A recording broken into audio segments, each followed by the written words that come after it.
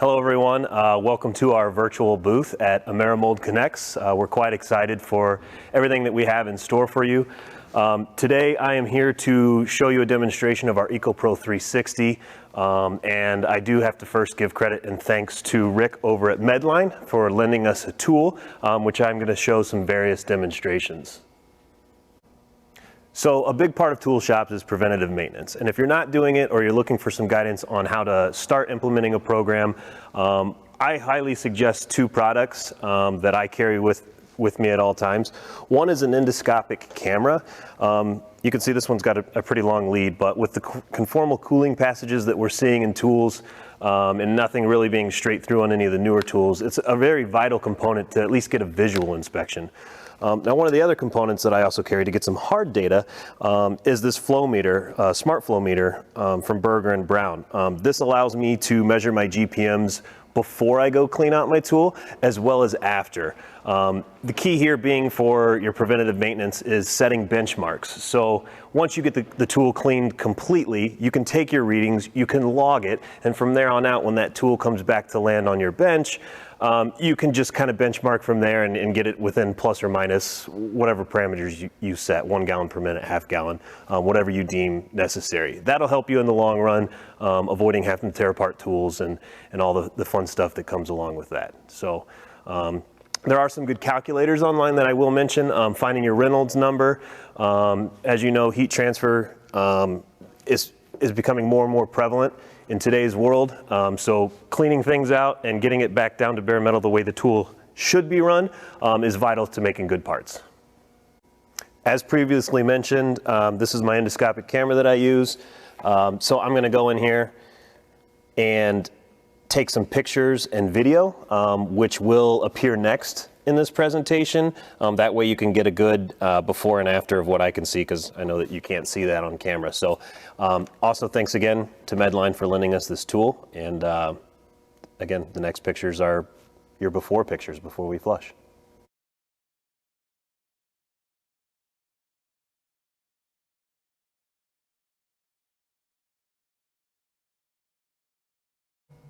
So now that we have our visuals from our endoscopic camera, I'm now going to hook up the flow meter. If you have a water station at your facility, we're not a traditional tool shop, so I don't have that stuff. I'm actually using the cart as my mechanism to get some water flow. Now I will say I'm not able to dial in exactly on my pressure simply because an air diaphragm pump kind of gives a chugging action. So I'm going to jump anywhere from 3 to 4 or 5 pounds.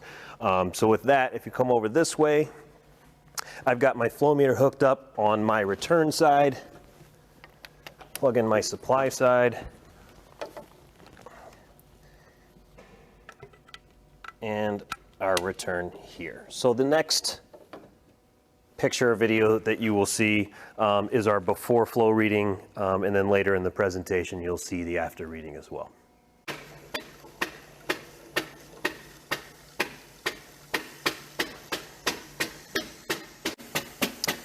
This is our before reading. We're at 2.27 gallons per minute, and you can see earlier where I was speaking about the pressure jumping due to the air diaphragm pump.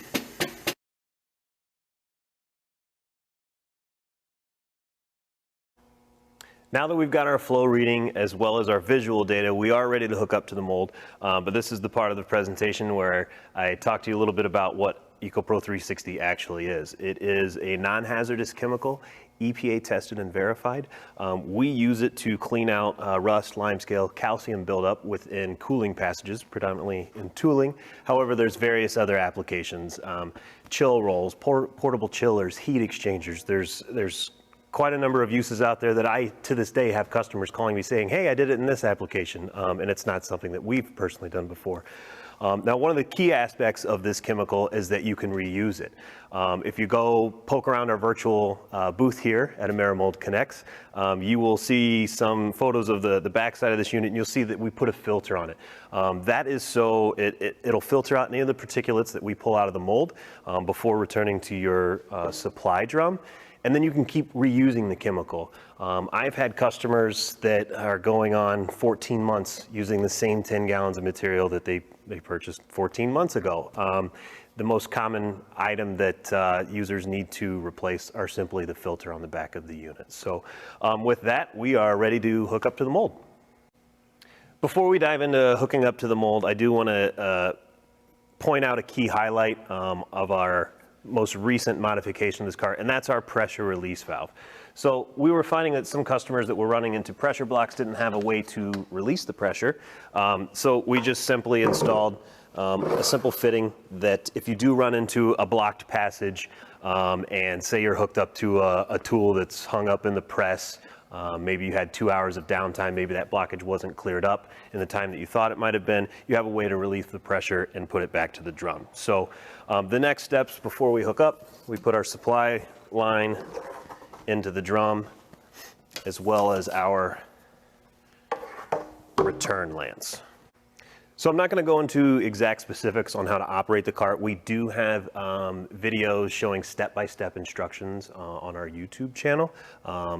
But I did want to highlight a couple components on our air diaphragm pump. We chose an air diaphragm pump predominantly for two reasons. One, it's that all shops have air, or at least all the shops I've been in. I haven't been into one that doesn't have air yet. But if you're out there, I'm looking for you. But the main component of the air diaphragm pump is that I mentioned the pressure release valve earlier. If it does sense that pressure block, it's actually designed to shut off at 10 pounds less than your air supply. So if you were to walk away while flushing and maybe a piece of lime scale gets caught up and hits a turn piece or a bushing or whatnot, and it clogs while you're away, the pump will actually sense that pressure and simply just shut down. So with that, we are ready to hook up.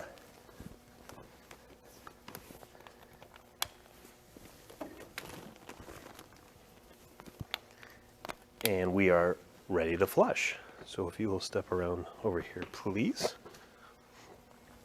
Now I do want to make note that this mold has been blown out completely. That is important. If you have water left in your mold, water does break down the chemicals, so you want to be sure to get all of that out. So with that, we're ready. And before I turn this on, I'm going to ask you to look at the filter and how it's going to fill up.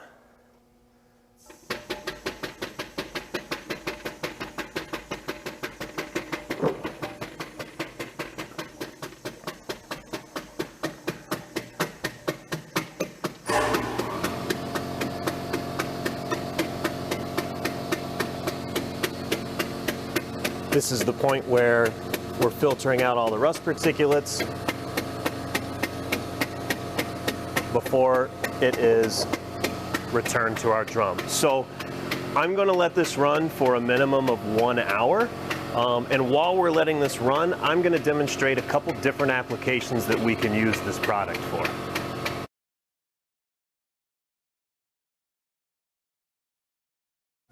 So one of the applications that we see significant use on are cleaning tooling surfaces as well as the platens. One of the cool aspects about this product is it leaves behind a preventative nano coating. So after applied and after you remove the rust, maybe you're in a high humidity area, you get a lot of mold sweat, that's going to help prevent that rust from coming back. So the next time that tool lands on your bench, there's either going to be no rust or there'd be minimal rust and you won't have to put in a lot of effort. Now, it does work very quickly, so I always recommend doing a test for 30 to 45 seconds. If you can use a Scotch-Brite, it helps speed up the process, but it's not necessary. So it's probably been about, I don't know, 20 seconds. So I'm going to go ahead and see how much rust I can get off. And then I do want to be sure that I wipe it dry.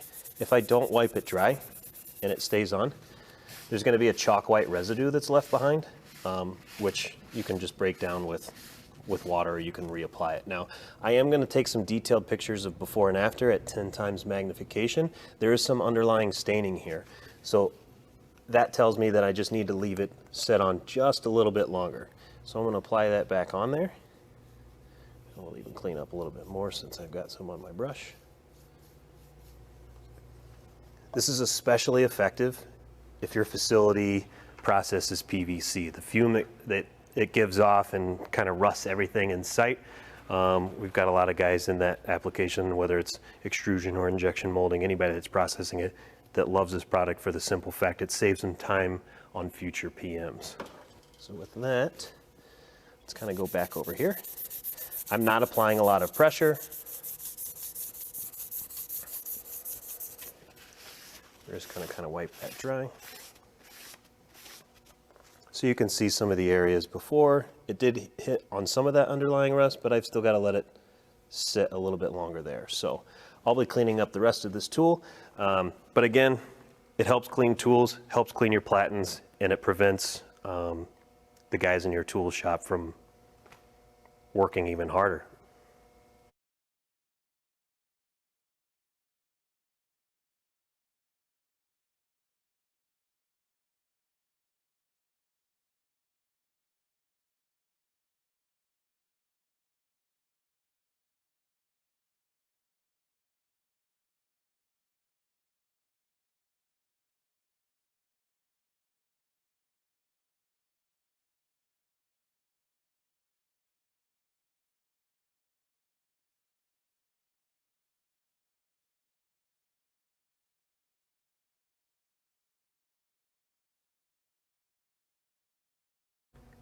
So we've been talking a lot about preventative maintenance within tooling. I was recently interviewed for an article which you can find on Additives.com. We run a Plastics Proud blog.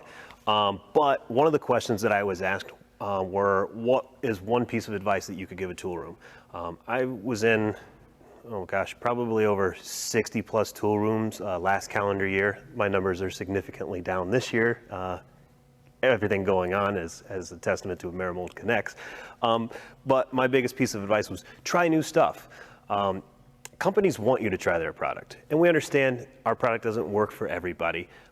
We all have toolboxes. There are, 80 pieces of equipment in your toolbox because each one does a different job. Point being, try something new. I have a lot of customers that ask, well, how does the EcoPro chemical interact with different O-rings? Or some might even send me some of their chemicals that they already have in their water supply and say, how is it going to interact? I'm happy to do those tests because part of me is a little curious as well.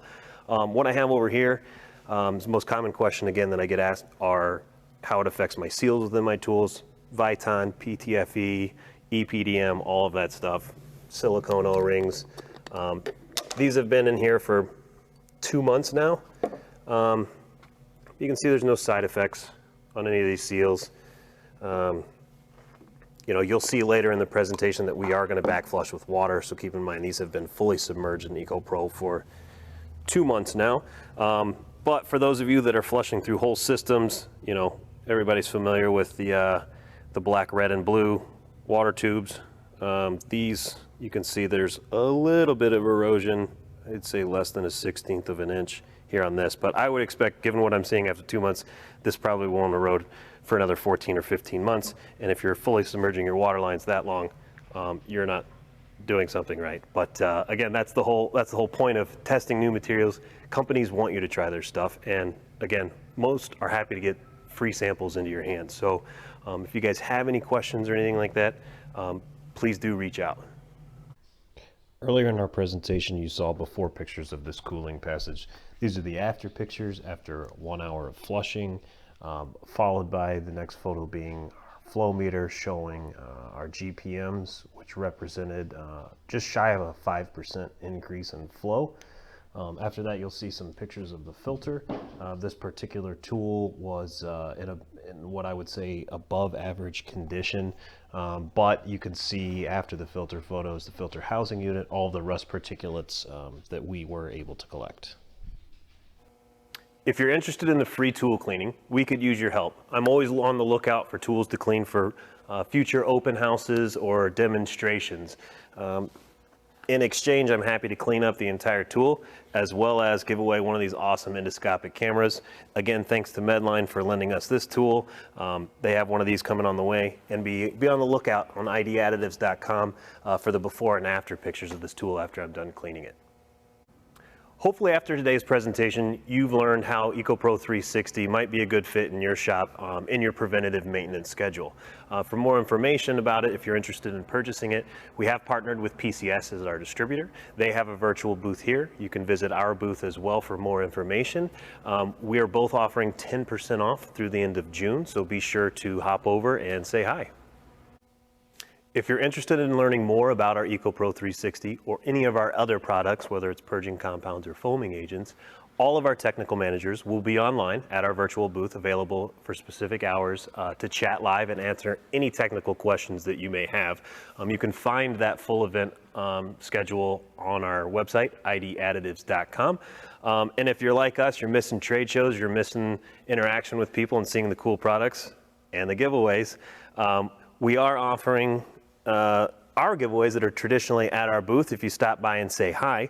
A bonus being our Google Nest and the endoscopic camera from the presentation, earlier. If you go to our YouTube channel and subscribe, you will be entered in for the main drawing here. Thanks for stopping by, and we look forward to hearing from you.